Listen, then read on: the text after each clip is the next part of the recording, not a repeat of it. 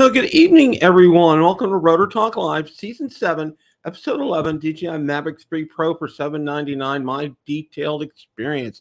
Hope everyone is doing well tonight. Before we get into anything, even greeting everybody, I want to wish a very happy birthday to our very own Dr. Ted. Dr. Ted, a very happy birthday to you, and our very own Captain Ray Kelly. Happy birthday to both of you gentlemen. We're thrilled. Marcus. Bill, I can see right away I got a problem. Let me take care of it. Okay. Happy birthday to you, gentlemen. We're very thrilled that you're able to celebrate. You're each able to celebrate another 29th birthday. So I know how much that means to all of us. But seriously, we're very happy. You guys are celebrating birthdays today, and a belated but nonetheless very happy birthday to my oldest son, Will, who turned 40 on Sunday. So wishing birthday greetings to Captain Ray and Dr. Ted today. All right. Marcus, how are you this evening? Not too bad, Bill. I just got home, did about a 2-mile walk around the neighborhood, and the weather's starting to turn. I think spring is finally coming. And so the good news about that is, man, I'm planning my flights. Gosh, Bill, what I've been doing this afternoon, I'm just reaching over to grab it. I don't know if everybody has one of these, but I keep a little booklet with all my permits, and that's my permit for Lucky Peak Reservoir from the Army Corps of Engineers. And of course, all your rules that you follow for a community-based organization. Kind of handy to have it all in one book, That is very smart, Marcus. That is very smart. We're gonna get some greetings in here. John Olson is here. Sergeant Rock is here. Akarasho, Drone Life, Drone Shots. Let's see who else. Bud Bieber. Let's see who else we got. John is here. Flying Media. Lauren is here. Art is here. Koopy is here. Richard is here tonight. Michael Wright is here. John Olson. Let's see who else we got. I think we're kind of good on that. Thomas Baker is here. All right. Absolutely fantastic evening here. We're gonna get into the detailed. I hope you guys caught part 1 last night. I was privileged to be a guest on Drone Nation last night. As always, it's a great time being on that show. And Marcus and Ron and DeMarco had a great crew on last night. Had Captain Ray on last night. Had Johnny Drone Flyer on last night. Great discussion. We're gonna kind of continue that. Kind of go into part 2 in a little bit more detailed on my experience and kind of let you know where things are. First thing I want to start off with tonight. Okay, came across an article about Verizon. And why you want to talk about Verizon? Well, Verizon they have switched up their fleet, their drone fleet, and they're replacing their drone fleet with Skydio X10 for crisis response. And the article is here. Of course, as you guys know, all these articles are out on Bill the Drone Reviewer Facebook group for you guys to read them at length. Explaining X10 will help Verizon to modernize its drone fleet. Chris Sanders, the senior manager for Verizon, said the X10 is an AI-enabled drone capable of providing our team with enhanced capabilities, including full or partial autonomous flight. It will allow us to stream video to the agencies we fly by for sharing a link, which means that anyone in the organization will be able to see the stream. And it makes it easier for us because there's less equipment needed to operate the drone. Another plus for the team is the Skydio drone is capable of powering up in less than 40 seconds. It can reach a maximum flight speed of 45 miles per hour during its 40-minute flight time. And I'll let you guys read that article at length, but that's a good thing. I'm still of the opinion. I still wish Skydio would have been able to continue their consumer operations as well too, because they were on the cusp of something great, Marcus. They really were. Yeah, it is sad. We're kind of stuck between a rock and a hard place with all the anti-Chinese drone stuff, and it's as just layman, it's hard for us to know what's real and what isn't. But Skydio, gosh, it seemed so promising at first. I was really excited that we were going to have a true U.S. based consumer drone company, but that doesn't, obviously that's all water under the bridge right now. Yeah, unfortunately. And that's what I want to get into this. There's an article, DJI details efforts to avert the potential $116 billion economic impact of U.S. blacklisting its drones. There was an article out on Drone DJ, and I do want to spend a couple of minutes on that. Now, one of the things, even before we get into the article, folks, ladies and gentlemen, get a hold of your congressman, get a hold of your United States senators, and it doesn't matter what side of the aisle that you walk on. Tell them about this, okay? And point blank ask them, because I haven't received a response about this, okay? Why are these drones so damaging? Why do you want to blacklist these drones for security reasons when nothing's been shown? But anyway, this article here, they went into somewhat of a detailed response, and I think they had talked to, and I'm trying to get the name of the gentleman here, Adam Welsh, DJI head of global policy. And they did some Q&A here. The U.S. and federal state blacklisting of DJI drones accelerated over time. How has that affected DJI's U.S. business and market share? They said they don't share their sales numbers. However, that it really has not affected them. But the bans and rhetoric behind them must have considerably hurt DJI's U.S. business position. They talk about that. How much of this in DJI's views is based on legitimate worries about China's documented and unrelenting spying activities? And again, they talk about, they address that here.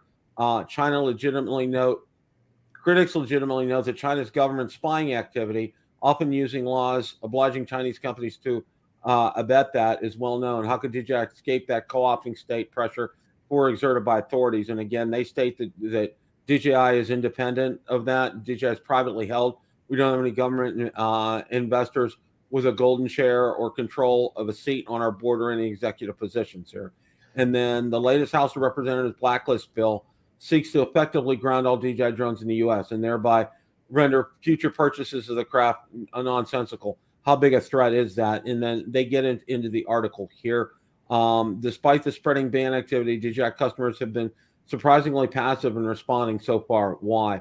I doubt many consumers are aware of what is being said. We live and breathe in it every day, but most recreational users look for DJI products because they're fun and easy to use and are priced in a way that is accessible. Okay.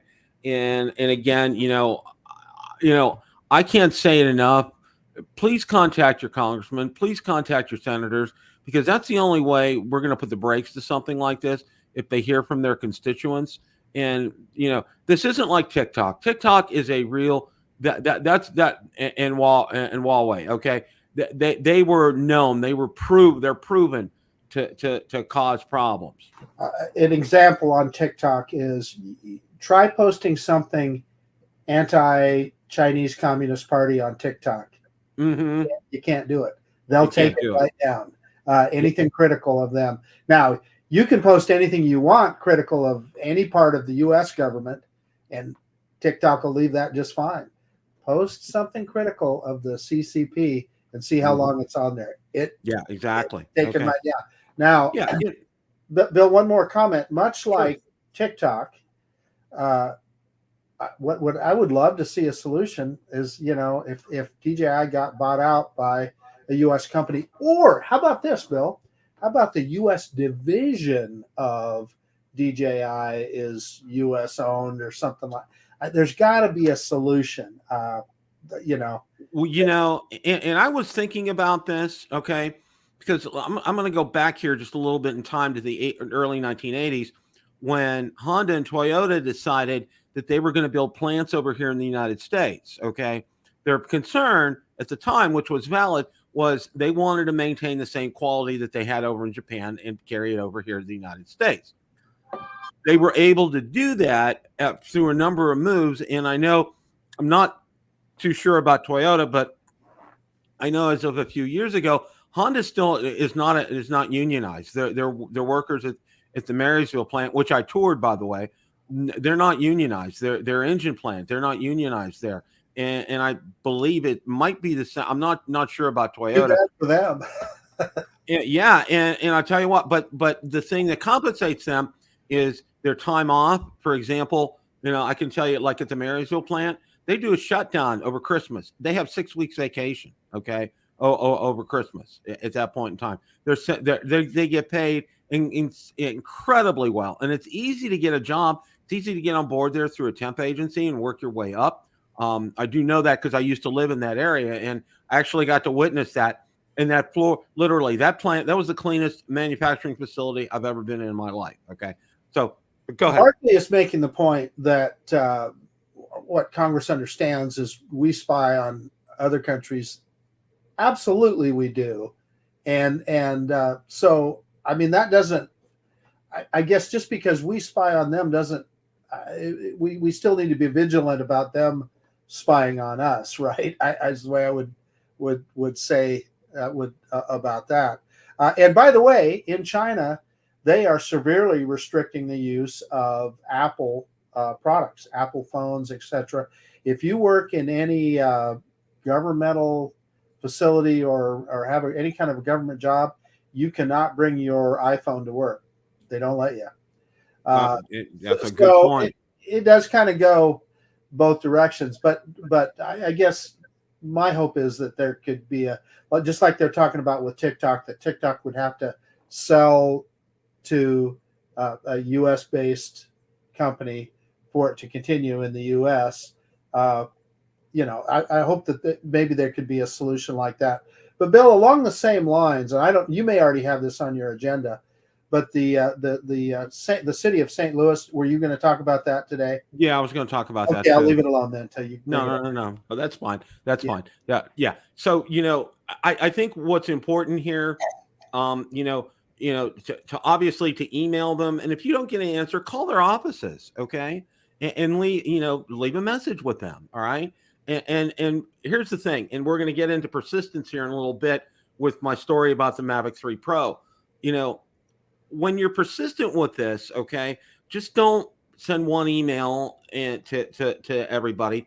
Do it on a weekly basis until you get a response. For example, okay, there's pending legislation with the FCC, all right, that's going to let me, as living in an HOA, erect a permanent antenna out here for my ham radio, okay, because it's useful in terms of an emergency, okay, and that's why they're going to try to pass this.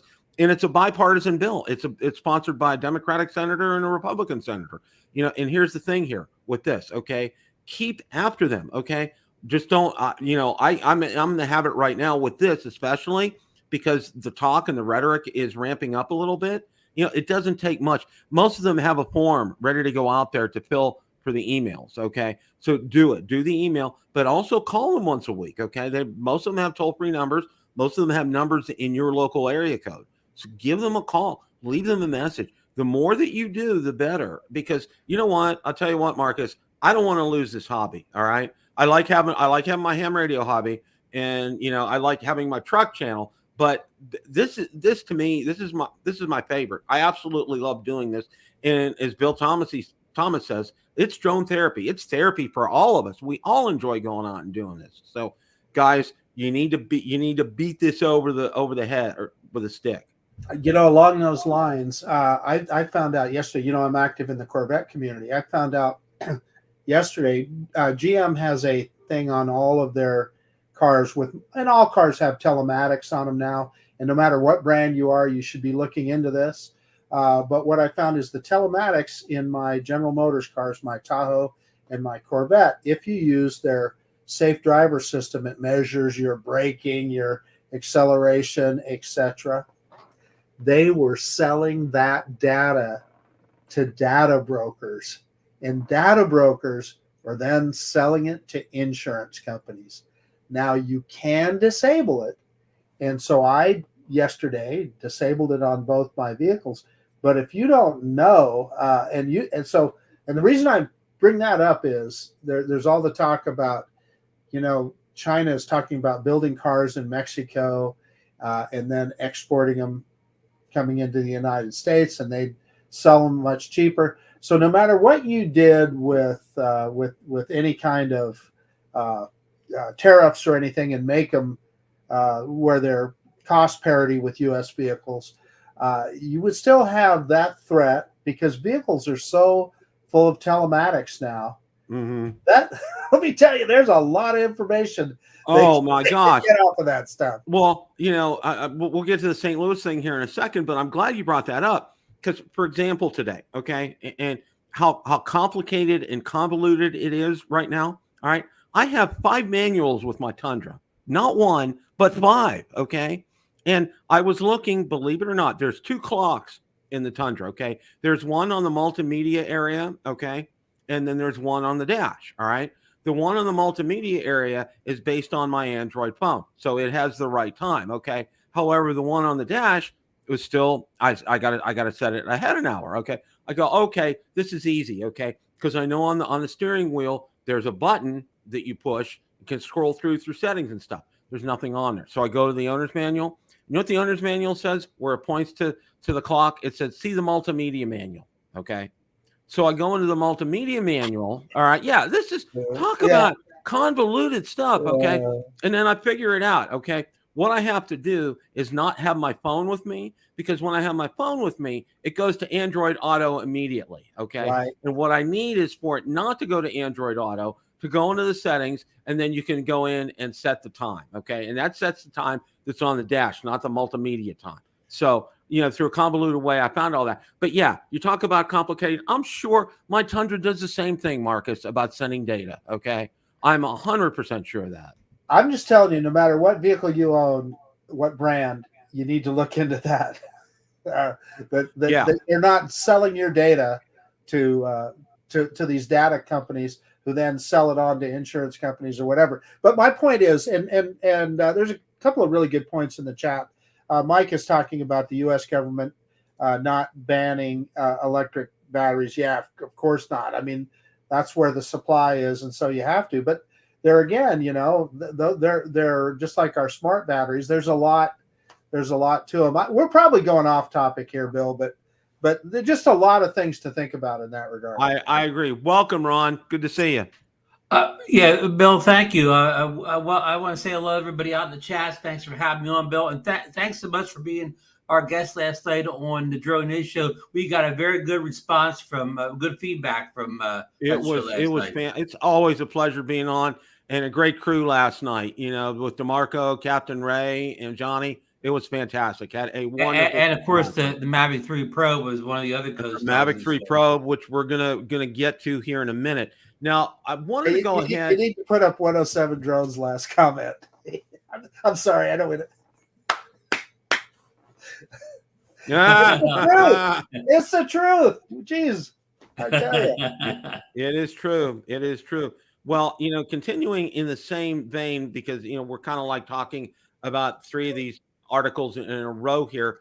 Targeting one annoying user, St. Louis passes commercial drone restriction applicable to all. Okay.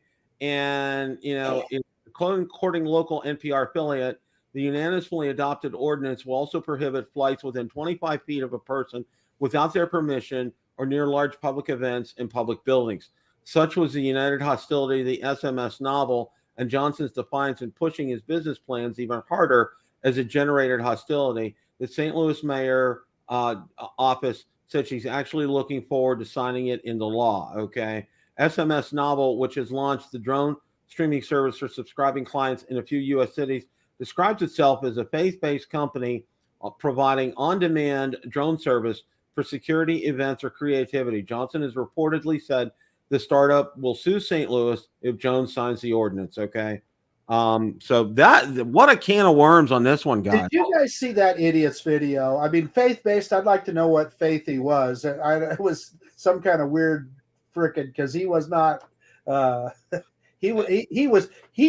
guy, his video, he was clearly trying to stir people up when he made it. And he did. He was successful. And look what it did in St. Louis. He got him stirred up in the wrong way. That thing, Bill. Of course, in there you could pay for a permit to fly. Yeah, I think, Marcus, we always talk about worrying about like small towns putting no drone signs, but the bigger cities, I think they may see that as a cash cow. You cannot fly in the city unless you pay us $300 for a permit, then fly all you want. Well, see, and I think I mentioned last night when I was on Drone Nation that Orlando. They're like that. The city of Orlando, and you have to pay to fly in the city of Orlando, and it's not just a one-time fee, okay? It's a per-use fee that you have to pay with them. Plus, okay, Disney, and I think you guys know this, have some incredible TFR restrictions around the resort areas, okay? It's like it's even almost it's even has broader language and specifications than like a normal airport. Okay, and they don't have a pay the fly or pay the play is. Yeah, well, TFR is one thing, and you know what, Disney has it for a lot of reasons. Whatever. But the deal in Orlando, number one, Bill, I would like to know. Well, in St. Louis, for that matter, how do they enforce it? They're going to have to see you actually flying your drone to enforce it, correct? In other words, Bill, if I was in Orlando and I flew my drone in Class G airspace, perfectly legal in every sense with regard to FAA regulations, and I landed it, no authority saw me, and then I come home and I publish a video, Marcus's flight in Orlando. Can they then send me a ticket, retroactive? Good question. To Idaho? Yeah, that's my point. I'm wondering, Yeah, that's a real good question. That I don't know. But I think unfortunately there's a lot of those quote unquote Karens. I'm not allowed to say that too loud in front of my wife. There's a lot out there that are all too eager to report this to the authorities. Okay. And, and snap videos and take pictures and all that stuff. I mean, Captain Ray shared with us last night about his run-in, but, they handled it right. Okay. He and his crew that were flying there. Okay. They talked to the officer, let them land, and he explained to them nicely what was going on, and they engaged him a little bit and got some information. And, that was fine. That was a good exchange. Okay. So they know that going to fly there is probably not going to work. So, when they go to fly again, they'll avoid that area with good reason. Okay. But there's plenty of other areas to fly. And, it's like this whole thing about the St. Louis thing. Okay. It's like the old adage, don't stir up the hornet's nest. Okay. And that's exactly what this guy did from this company, is he stirred up the hornet's nest with this. There's too much anti-drone rhetoric going on right now as it is. And you don't need to go in there and put your stick in where the hornets are and stir it up, because they're going to come out and sting you. Okay. Yeah. So now if I'm just a regular guy that lives in St. Louis and just a little hobbyist that used to fly around my backyard or something like that, now I can't do it because of this guy. Yeah. I mean, he's one bad apple, can spoil the bunch here. And that's exactly what it is in this instance. So stay tuned for this. I mean, this is just, and I got to say this, okay? Again, whatever area that you live in, and we just came off this, Ron, right before you joined us, is to not only send emails to your congressmen and senators, but to call their offices and to be persistent about it, okay? Because the only way that we're going to get this legislation stopped in Congress and have the tide turned back in our favor is to really push on our legislators. Okay? Overwhelm them with calls. Absolutely. Keep up the pressure on them. Here's the problem I have. Brad Henderson is saying that he flies in St. Louis all the time. Do you think, let me rephrase this. I would not blame Brad for continuing to fly in St. Louis. And so regulations like that are turning us into criminals, right? And turning us into rule breakers is a better way to say it. Turning us into rule breakers. And when you're not harming a thing, if he's flying in a city park or something like that, it's not, it's just really, really frustrating, those kind of regulations. Just like I've been talking about in Orlando, how many people do you think probably still fly their drones in Orlando without getting a permit? Well, Ron, we were talking about New York just the other day, and we have good friends, I'm not going to say any names, that continue to fly in New York. They don't pay $275 for a permit every time they go fly. So it just, man, it's just a bad situation. Well, I mean, this is a classic overreaction. The mayor of St. Louis, because she doesn't want this one bad actor she's banning all drones. I mean, that would be like, okay, if somebody violated the car laws real bad, somebody sped at 200 miles per hour down the main road in St. Louis, what would she do? Ban all cars from that point on? Or you have to have a permit every time you make a drive to the city because one bad act in a car? This whole country, the laws of the whole country aren't based on somebody does something wrong, so you punish everybody. That's what we don't do in this country. Right. We punish the individual, not everybody for one individual's crime.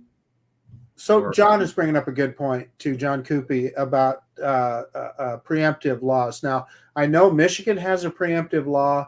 I believe Arizona has a preemptive law.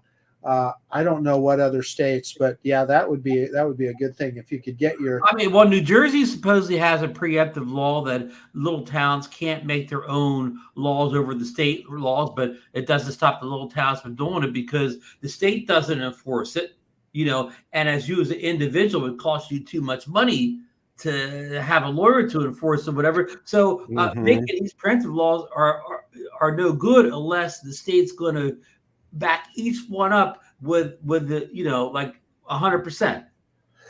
Yeah, I can give you an example right here. The county right next to me, Canyon County, they have an Ada County or a Canyon County law that says you can't fly in any of their county parks.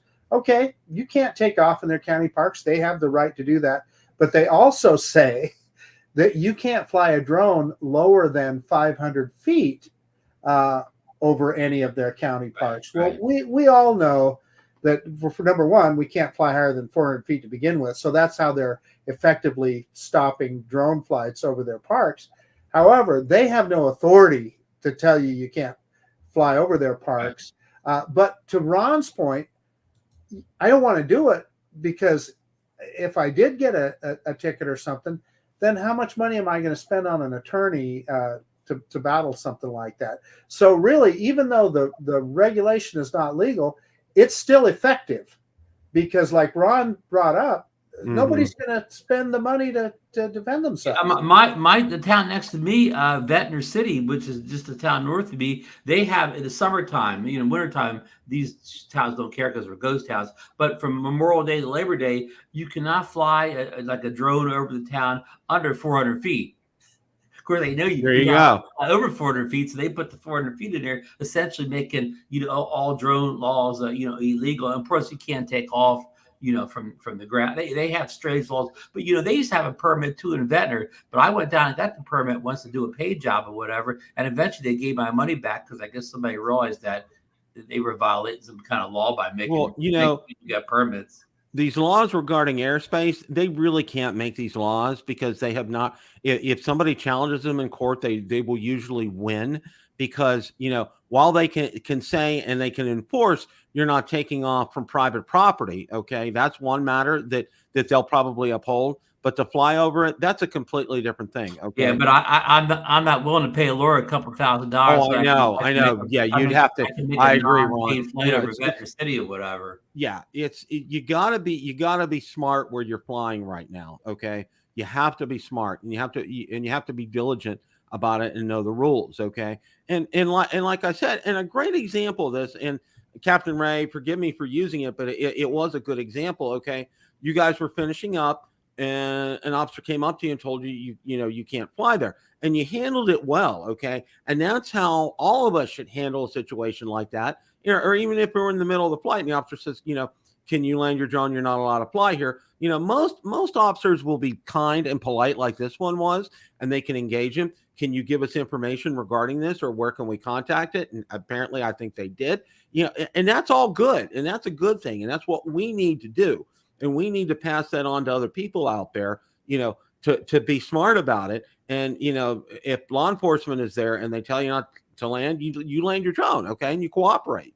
And chances are 99% there's going to be they'll let you go. And they might give you some information and you might ask for information, and that's fine. Okay. And know one thing. Okay. Don't go back there to fly. Okay. Because they're going to be watching. Okay. Be smart about this. Don't don't tempt fate with things like this. That's my big thing. And places like they were in like a small town. So if you really want to fly somewhere in that area, just go to the next street that's in the next town and just fly from that spot. Yeah, exactly. Well, there are some rules here. Like for instance, you can't fly, you can't take off and land in a state park here in the state of Florida. Mm-hmm. But if you park next to the state park, you can sure as heck fly over it. There's no problems doing that at all. Okay. Yeah. So, so that's one of the things. Okay, Bill, you make a point there, and I agree with you. You're absolutely right. But would you want to tempt fate actually doing that? Would you? That's the reality, and that's how even though those laws aren't legal, they're still effective. Of course, remember though, say you build parks next to state park, he takes a drone off. Well, unless that police officer actually sees you like taking off, which only takes seconds, right? I mean, once you got the drone in the air, they don't even know what you're doing. Say you fly for whatever 20 minutes or whatever, and it takes, I mean, basically 30 seconds to take off and 30 seconds to land. You only got a minute of really where you have to really worry about. Well. Here's where I'm going to push back on you a little bit, Ron. Let's go back to those people that were in national parks and were just taking video in national parks. With a GoPro or something, yeah. Yeah, with a GoPro, and it was against net park regulations. Yeah. All they did, nobody saw them do it at the time. There was nobody that witnessed them doing it. They looked at their YouTube videos. Yeah, well, it's a Mikey thing. Like Mikey, Philly Drone Life. All this mess he's in is because of like 40 live stream videos he used to make. He hasn't made one in 4 years, but live stream flying the drone. And not one time did a local police officer, Seaguard in Philadelphia, anybody actually in Philadelphia ever file a complaint about him. It all came from people on YouTube watching the videos. Eddie's got the solution. Eddie's comment right there. Pop up the second to last one, Bill. Yeah.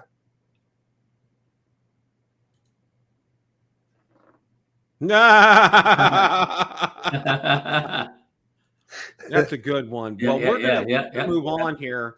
And because I want to spend a couple of minutes on this before we get to the main topic here. Avata 2 and Goggles 3 specifications unveiled. Now, this is from Drone XL, and I want to go over this here briefly so you guys can be aware. This is the first. And he can confirm if these are true or not because he's got the drone already. DJI Avata 2 and Goggles 3 specifications unveiled. Okay, and you can see Avata 2 down there, and we talked about that last night. We didn't like the way the 2 looked. Right, did not like the way the 2 looked.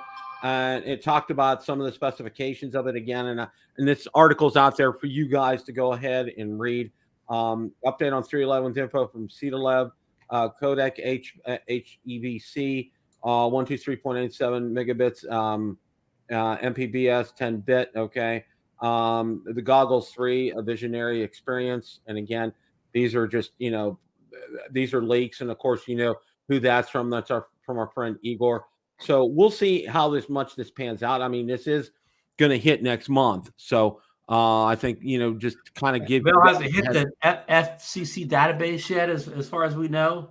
Yeah, I didn't see anything on that today, Ron. I looked and I didn't see anything. So, but I think it's well, I think Lon's right in terms of the timing because he talked about that last night on the show, and that I think it would have to hit today for them to go ahead and release it at a certain point in time, and it didn't. I didn't see anything on it as of showtime. So if anybody knows anything different in the chat, please go ahead and drop it. And Lon did mention that the beta software on the drone is pretty rough right now. So take that for what it's worth. Yeah, I would say that. The other thing that I want to talk about is DJI releases new Action 2 camera bundles with 4x storage. And I know we kind of touched on this last night, and I wanted to make everyone here aware of that. Now, it isn't a new camera per se. It's the same Action 2. Okay, but what they've done in the one module in there is increase the storage. And, I know Marcus did some show and tell last night with this here. And the dust-proof, waterproof, and talks about the features here. In addition, Action 2 is compatible with GyroFlow. What's included in new Action 2 combos? Includes camera unit, front touchscreen module, magnetic. Okay. Action 2 power combo. Includes camera unit, power module. Okay. I'm trying to get to the spot where that magnetic case is important. I don't know if anybody's familiar with what that does, but it helps keep the drone or keeps the camera from overheating, and it works. Trust me. Okay, and then here's the point here. The upgraded Action 2 dual screen combo and Action 2 power combo expand the internal recording limit from 32 gigabytes to 128 gigabytes for increased storage. Plus, you get more versatile magnetic accessories in the box, such as a headband. And I know, Marcus, you kind of walked us through last night a little bit that you have to kind of transfer that over to the other module before you can download it. Is that right? That is exactly right. Yeah. Yeah. I think, Marcus, you were emphasizing this memory increases, memory bump is a pretty big deal if your type of person is going to use this as a headless action camera, if you're not going to connect it to the base, right? Right. But of course, even at that, you're battery limited. So I'm trying to remember how long that battery that's in the top module. So your battery may not last as long as your memory space. Yeah, well, it won't. Not even close. So yeah. Does that have a fast charging system like the Action 4? Does it charge up real fast? No. Well, not any faster than. Well, the Action 4, you could charge it up to about 80% in like 10 minutes or something like that. Yeah. I really think it's just a convenience thing. That's all it is, so that you can save a bunch of video on the camera. And Bill, I think the big takeaway on this Action 2 update is a lot of people are afraid that the Action 2 was going to be dropped out of the line. But the Action 2 is a lot of people's favorite form factor because of the module thing and be able to detach it small. So a lot of people are worried that their favorite action camera is going away. And this confirms that I think it's got at least another year or two with this update. Oh, yeah. They're not going anywhere with this. It's a great, it sure has. Marcus has been using it full time for over a year, right? Oh, for a couple of years, I think. Yeah, quite a while. Yeah. Well, we're going to drop it into this parade here, DJI Mavic 3 Pro. There we go. Wheel honored by Amazon. And what I want to do right away is I want to get to my detailed timeline. Yeah, did you get an update today on from Amazon yet on your reimbursement? No, I did not get an update. I checked as of airtime. I checked and I still have not received the refund yet. So let's go ahead and I want to go ahead and get into this timeline here because I spent a few minutes. Jay Bird's asking if you got your Mavic 3 Pro, Bill. Okay. Some people, I guess, aren't up to date on what we talked about last night. Let's look at that. Look at that. There it is in all its glory, and it is sealed. Okay. For those of you who are curious, there's the green seal right there. Oh, yeah. And to also answer another question, because I had several people ask it for me, this is not going anywhere. Okay. So thank you for your offers, but it's staying here. It's going to be a permanent part of my drone. Well, I'll give a standing offer of $50.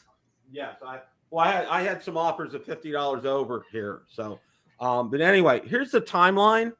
On Monday, I placed the original order at 12:41 Eastern Standard Time, and on Wednesday, the original order was canceled at 12:43 p.m. due to lack of availability. Well, almost 48 hours later. 48 hours later, and then on Wednesday, I placed a call to Amazon customer service. I was on the phone with them for 30 minutes and 22 seconds at 3:39 in the afternoon. And then I received an email from Amazon customer service. I forwarded your message to our Amazon specialist team. Okay. Well, let's go here. Thursday, I placed a call to Amazon customer service, 24 minutes, 18 seconds at 6:33 in the evening. I received an email from Amazon customer service. Once your item gets delivered, you can let us know and request a credit for the price difference. And again, I have all these emails here to back so at this point, you've ordered a second one, right? Right here, right after that. 2 minutes later, I went ahead and I placed my order here. Okay. Now, on Friday, the second order was received at the house at 1:03 p.m. At 1:25 p.m., I placed my first call. You got the drone in one day? In one day. Well, I have a distribution center where I live. Okay. It's called Waimama. The distribution center is in Ruskin, and it's literally about 10 minutes from my house. Okay. Wow. There's another one in Lakeland by where I live. So, I mean, I live within, 45 minutes of two large distribution. No, I thought you got a drone delivery there. I mean, we were delivered by a drone to get there. Pretty much. Okay. Now, several of these calls here, and the reason that they did not last very long, that was a hang up. Okay. I was on the phone for 8 minutes and 43 seconds. I got hung up on. This one, again, 3 minutes and 5 seconds. That was a hang up. Okay. This one here, another one, 2 minutes, 44 seconds. And then finally, I was able to get a hold of somebody and talk to them at great length, 45 minutes, 33 seconds. It's at 1:43. And then that one ended up getting disconnected as well. So I called them up again. It was at 2:30. And then I called them. I did an online chat with them between 2:43 to 3:36 p.m. And that really didn't get anywhere. And then I placed my last call to Amazon customer service was at 3:36 p.m. on Friday, 3/8/2024. And I received an email from Amazon customer service, successfully requested refund of the price on the original payment method, and you'll see it in the next 5 to 7 business days. On Monday, I called Amazon customer service confirming credit request in the order notes in 4 minutes and 20 seconds, okay? I spent a total of 2 hours, 35 minutes, and 2 seconds on the phone with Amazon, okay? Several points I want to make here, okay? One of the things, and they would not, I talked to several people online, and they want to talk. They talk about getting transferred and asked to a supervisor. Okay, well that's good, but that's not who you wanted to do. You wanted to talk to the price difference team. Okay, so if any of you who are still out there who are still trying to pursue this, okay, whenever you get a hold of somebody, and I strongly encourage you to do it by phone and not on online chat. Online chat was futile. I really got nowhere. Okay. I insisted on talking with a member of the price difference team. And that was this phone call right here that I made on Friday at 3:36 p.m. I talked to somebody from the price difference team. It did take a while, about 35 minutes, but I received an email from them confirming this, and it has Amazon letterhead on it and everything. Okay. That's the first thing. Okay. The second thing is this. Okay. And this is really kind of a key, a point here, and I talked about this last night, is the fact, okay, now this company that sold it, okay, it was a third party, okay, that was selling the Mavic 3 Pro, but Amazon was fulfilling it. And that's an important thing here, because in a lot of instances, a third party seller, okay, they 9 times out of 10, they will fulfill the order, okay, on their own, not Amazon. Okay. In this instance, Amazon clearly stated that they were fulfilling the order.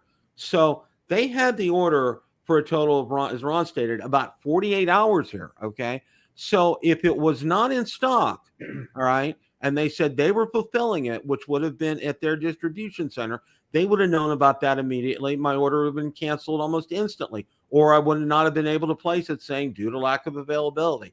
Instead, it took 48 hours to get that. Okay. So, my number one takeaway from this is you have to be persistent with this. Okay. It took me a while to get to this point. All right. Now I'm still in that waiting period of 5 to 7 business days. The 5 to 7 business days will hit probably about Thursday or Friday this week. So I've been looking every day. I've gone out. The loan's been approved. I did this through a firm. Now, and as I stated last night on Drone Nation, I used a firm because they will not approve a loan from anybody who's sketchy. Okay. It has to be somebody who's rock solid.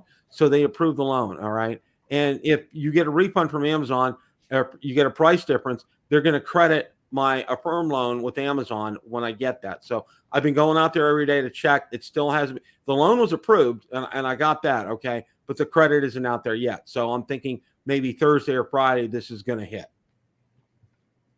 So that's the countdown. So if you don't have the money by, say, late Friday afternoon, there may be a hiccup. Well, what I'm going to do is I'm going to kind of give it till Monday. Yeah. And if I don't hear anything by Monday, I'm going to get back on the horn with them. Yeah. And then what I'm going to do now, if you went out, and let's go ahead and look. I think I have the article up here. I wanted to show everybody. Now, hi, Kesselou. I went out there and I actually chatted with him on Facebook Messenger, and I had some good chats with him. So let's go ahead and share this here. And John Flynn says his order is still listed as received. What?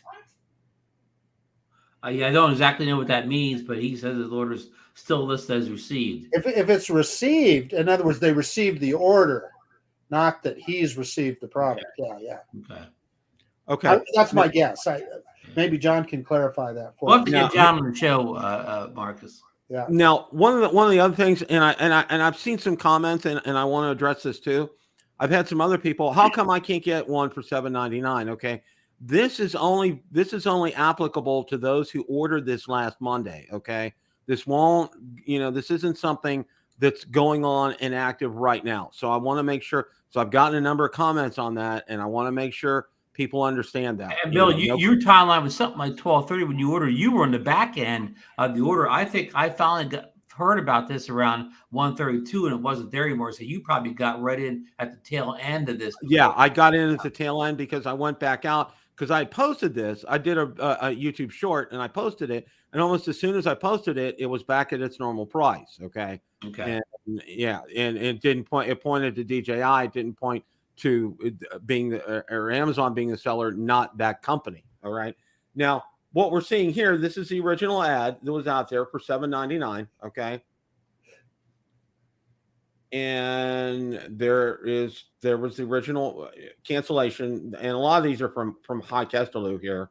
Okay. Now he outlined a process, and that's something that if you're interested in doing this, can follow this process, but with a couple of caveats. One, you want to talk to the price differences team. Okay. Don't ask to speak to supervisor. You want to talk to the price differences team, number one. And number two, also say you have access to emails. Okay. And whenever you do get something from one of these Amazon customer service persons, okay, you want to have them send you an email to confirm this. Okay. And also have them repeat it over the phone because they record all these phone calls. All right. Mm-hmm. That's part of what they do here. Okay. Hey, Bill, Eddie's making a comment here that, you're putting a lot of, and it's worth mentioning. Hey, you're putting a lot of time in this too. So your time is worth something as well. Right. Exactly, Eddie. That's a great point here. So, and this was an email that High Kesteloo received. Now I used these when I was on my initial phone calls to get that, because I said a friend of mine has gotten a confirmation from Amazon that you're going to go ahead and honor the difference here. All right. And again, here's another one, message from customer service. Now, this person right here, okay. Good morning. So wife spent 2 hours on chat with Amazon, explained everything. The supervisor spent an hour of that looking through transcripts and phone calls. Basically, the previous reps from Amazon promised something they could not deliver on. They're only allowed to discount an item 20% max.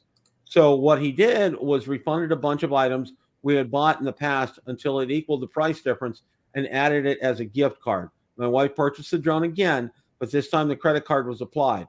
The credit was applied. I had to return the first Mavic 3 Pro I received yesterday, and my $800 one comes tomorrow. And you can see there's verification of that here. All right, and that was the last update that's been posted out here from High Kesteloo. So, if you're still in the middle of this process, I strongly encourage you, if you want to keep following up with Amazon, okay, and keep asking to talk to the price differences team. All right. That I can't emphasize that enough. And also that of other people who have been able to successfully do that. Now, this article was right in terms of if you talk to a customer service rep, all right, and a supervisor, the most the supervisor can give you was a 20% credit. That's it. Okay. No more than that. At first they offered me a 10%, then they offered 20%. And I said, no, I want to talk to the price differences team. Why do you want to talk to the price differences team? Because this is a price differences issue. Okay. And that's why several times I got hung up on. Okay. But I finally got through to a rep who got me to the price differences team. And that's when I had my success. Bill, you ever notice how when somebody calls you like a bank or some kind of credit card company and they want money out of you, you never get hung up on then? Oh, yeah. Oh, yeah. Yeah, if somebody's trying to collect a bill from you, the phone call never gets hung up on. Oh, absolutely. Yeah. Absolutely. If somebody's calling to say, this is so-and-so, you're 2 days late with your payment, well, we can take XYZ forms of payment kind of a thing. Okay. Yeah, you'll never get hung up on those. Never go bad for some reason. No, absolutely not. Well, I had this happen to me with Best Buy. Okay, I had an example with Best Buy, and this will be real quick, Reader's Digest version. All right, the original washer that we got went south. All right, and they had a text that they sent out, and it was bad. It was bad news. And we had the washer less than 2 years here. And what I did was I pushed, and I found the corporate email address. I did some digging, and I found a corporate email address to the CEO of Best Buy. All right. And I pushed and I pushed and I pushed. And what I did was I ended up getting a considerable discount on another brand new same washer. Okay. And they would haul the old one away, and they did. And I saved a boatload of money on that. Plus now I'm a member of what they call Total Tech Care, which is their extended warranty program that they have. And I paid $250 a year for that. And it's money that's well spent because, for example, I had my old Dell desktop repaired by Best Buy. Okay. All I had to do was spend $50 for a new SSD drive on it. And it was done. It was repaired. That's all I had to do. The deductible was fine. And they fixed it. And they reloaded the operating system. It's good to go. So I swear by them. I mean, and they give you discounts when they come out if they install products in your house, like a sound surround system, or if they deliver appliances. Everything they give you a tremendous discount on that. So that's kind of like some food for thought with that. But yeah, that's my experience on this. Okay. And yeah, Jaybird, that's a good thing. I have State Farm as well too for that. And that's another thing, another point that I wanted to bring up right now as well too. I'm waiting until I get a confirmation that the amount's been credited. Then I'm going to go out to DJI and purchase Care Refresh. Then I'm going to go to Amazon. I have some gift cards. I'm going to get a Lycus case for it. I'm also going to get another battery port and some spare props. So I'm kind of waiting until I get confirmation. You're in a holding pattern for now. For now, yeah. And I think it's a smart thing because, if it goes south, plan B is I'm going to pursue what we just saw up there. I'm going to say, look, why don't you refund me my last $1,500 worth of purchases on a gift card, and I'll go ahead and get it and go around that. That would be 20% off of each of those purchases, right? Because all they can do is 20%, right, Bill? Well, they'd have to do 20% off of each of those purchases till they got enough money, right? Right. Until they and that's what they did. I mean, they didn't go through line item by line item, but I'm sure they looked at the amount of purchases that they did over the year. And for me, I mean, that's where I spend the most money is on Amazon. Okay. So it's second to DJI. That's where I spend the most money, bar none. Okay. Besides getting gasoline, every month. That's where my big bucks are. And it's very easy for me because I get birthday gifts, anniversary gifts, Christmas gifts. I do everything on Amazon. Okay. And that would not 20% getting that back. That would not be a problem for me. So, I don't have any problem with that. And what they're doing on Amazon, you and Ron both, it's good for the stock price. Absolutely. And see, the other thing with this, Ron, is it's not a return. Okay. They're not processing this as a return. Or as a refund. They're processing it as a return. So they're giving you basically the whole amount of each of those transactions back. Okay. So, all you have to do is have at least $1,500 worth of items that you've charged. And basically what they're doing is they're quote unquote refunding you for that $1,500 worth of items. I know retail's a strange way to do things, but Marcus, Bill and all the other people that are trying to get this $2,100 drone for $790, they're not helping your stock. They're bringing your stock price down, Marcus. Yeah, that may be, but Eddie mentioned it earlier that Amazon is not. There's nothing illegal going on. In other words, they're not bound by any reason to make good on that. However, it is a customer service thing, and Amazon has been known for really good customer service, and so one would hope that they would have some kind of a reasonable accommodation for sure. But what we're seeing here is everybody is approaching it a little bit different. The way Bill's getting it done is one way, and the way High Castellou was talking was another way, and so a third-party seller put Amazon in a bad spot. They absolutely did. And furthermore, going down that road a little bit further, Amazon needs to do a much better job of vetting those third-party sellers, and you could do it with an algorithm. In other words, whenever you see a huge price difference like that, it should flag it, right? Exactly. And then somebody at Amazon looks at that and says, "Hey, are you guys really selling this for, you know?" All I can tell you is from personal experience, in the recent past, Amazon hasn't been good to the third-party sellers at all. So I don't know what happened in this case. Usually, they're not very kind to the third-party sellers. Ron is one of those amongst us that he can speak from experience, because you and your wife used to be third-party Amazon sellers, and so you know a lot more about it than any of the rest of us do. For sure. Well, I only know they didn't treat as well, but and when you would get on the phone with their tech support, as far as a third-party seller, customer support, they were terrible. I don't doubt that. Are much better than the people that the third-party sellers have to talk to. Yeah, see, I don't doubt that for a second. And Marcus, you make a great point about putting in an algorithm, and I'll give you guys an example. Okay, all of you know, and most of you who follow me know, I have multiple Facebook drone groups. Okay, I got maybe 10, 15, 20 out there. I've lost count. And what I've done in almost all of them is Facebook is, and I don't want to say it's AI, but they let you put in algorithms to catch things in there. Okay, because a couple of groups I was getting, people selling fake things. Okay, so what I would do is I would look for keywords like sell, sold, buy, that kind of thing. All right. And it flags it immediately, and it will stop it, and it will ask me, manually as an admin to come in and approve things like that. Okay. The other thing is, if somebody comes in, if they don't have a picture with their Facebook profile, they get rejected automatically.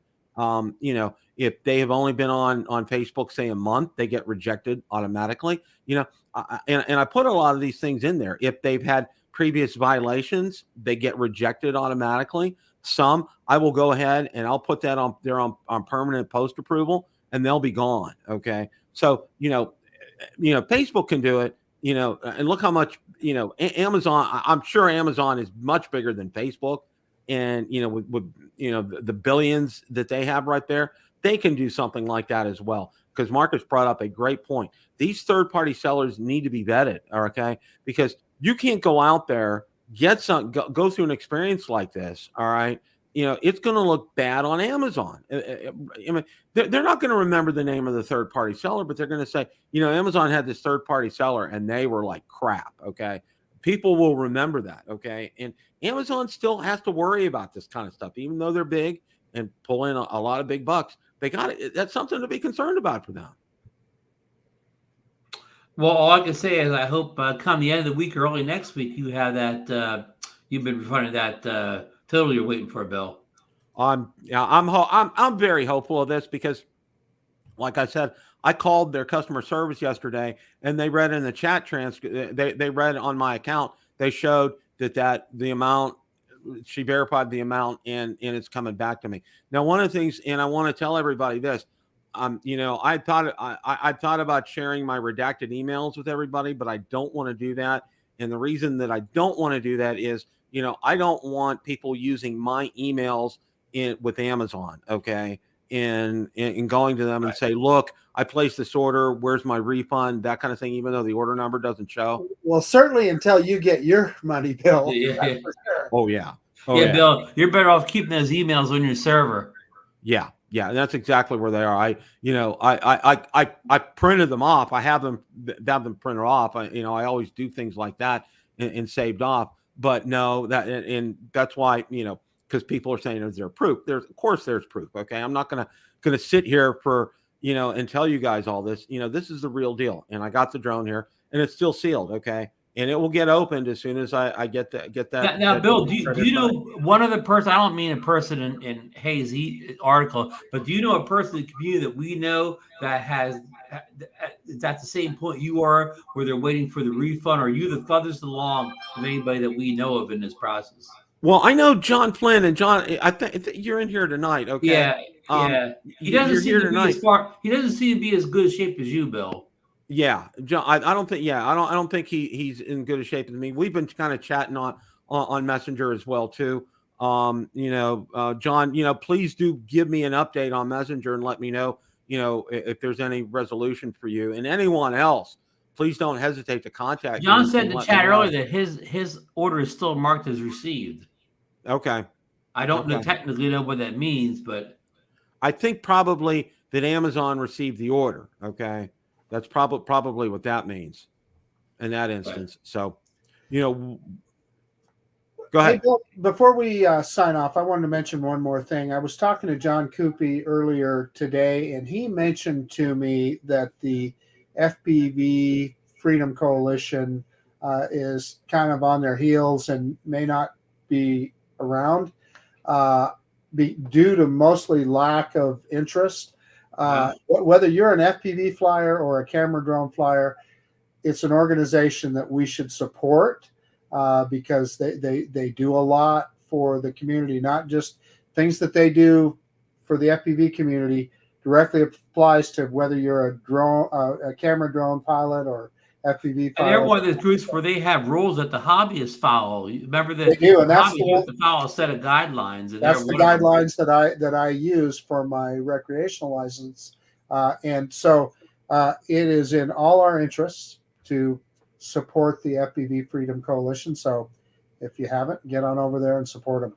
Yeah, that's a good point, Marcus. Thank you for sharing that, and it's important, along those lines. Okay, I'll give you an example from ham radio, and it really kind of correlates here. Okay, we have an organization called the American Radio Relay League, ARRL, and there's been a lot of political infighting and things about them as well and stuff.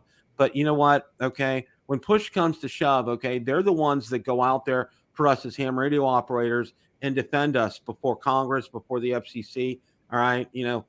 There's a lot, like I said, there's a lot of moving pieces here, but they go out there and they do this. And it's the same thing with this FPV coalition. Okay. They go out there, they're an advocate for us. So, number one, go out there and support them if you can. If they take donations, see if you can scrounge up $20 and send it to them. Okay. I'm sure that would help them a great deal, And the other thing, and I can't emphasize this enough, okay, is, as persistent as you've seen me with getting this deal from Amazon, okay, be even 10 times more persistent with your congressmen and your senators, not just emailing them, calling their office up and doing it once a week, okay? Once a week, set a reminder on your smartphone, okay?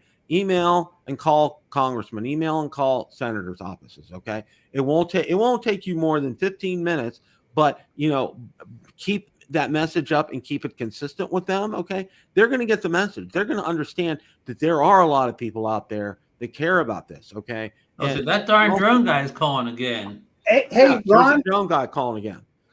Well, I'll give you a real funny example here, okay? I got a response back from the email I sent about, the FCC for the Homeowners Association erecting an antenna from Senator Marco Rubio. He's one of the Florida senators, okay?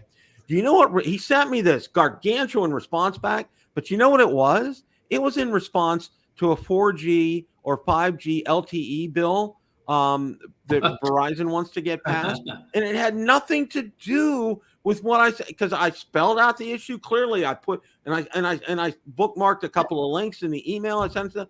So that's what they send me back for a response. So I'm going to go back and respond again. So Marco spammed you.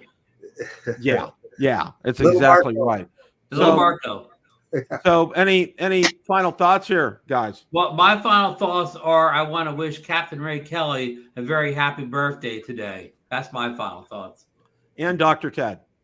And Dr. Ted Bowman. And Dr. Ted. And I want to give my best to Paul Murray. And then also, Ron, I have a question for you. So we know that Bill's got his ham radio hobby and so forth. When all this drone stuff comes crashing down and you and we can't fly anymore, Ron, what hobby are you going to take up? Well, if you looked at my channel recently, I'm already transitioning over to action cameras and pocket cameras. I'm already halfway down that road of transitioning away. See, you guys are on it. I'll be in trouble. What am I going to do with all this stuff? And don't worry, action cameras are more popular than drones. My channel would be more successful if I switched to action cameras full time. They're more popular than drones. Look at the action camera channels, much more successful than most drones. There you go. That camera is much more successful than any drone. Well, see, they're not. And Ron brings up a good point, because action camera channels are not oversaturated. Like drone channels. I mean, there's quite a few hanging up their shingles and having drone channels out there, but there's not a lot doing action cams, and that's a good thing. And not only do I have, the ham radio channel, I got my Tundra Nation Basics that I'm starting up, and I still have a dormant channel. I haven't really done anything. It's called Build a Technology Reviewer. And you know what? That's where I'll go ahead, because if this goes south, that's where I'll start doing my action camera and Osmo Pockets and things like that, and doing reviews and getting those out there. So, I got some irons in the fire here. I kind of thought, not to put all my eggs in one basket, as they say. And I guess that's kind of what I'm going to close with. Guys, I'm halfway joking, folks. I don't think drones are going away. So I'm kind of got tongue in cheek. Yeah, here. That was tongue in cheek. Hey, I want to, before we, bring that up, please, Bill. So evidently, I might have overstated a little bit. So, John, I'm sorry if I overstepped. Well, I don't think that the freedom FPV free people, they won't mind you pushing for more donations, Marcus. Well, that's true. That's probably true. That's a good thing. I want to thank you guys tonight, Ron and Marcus, as always.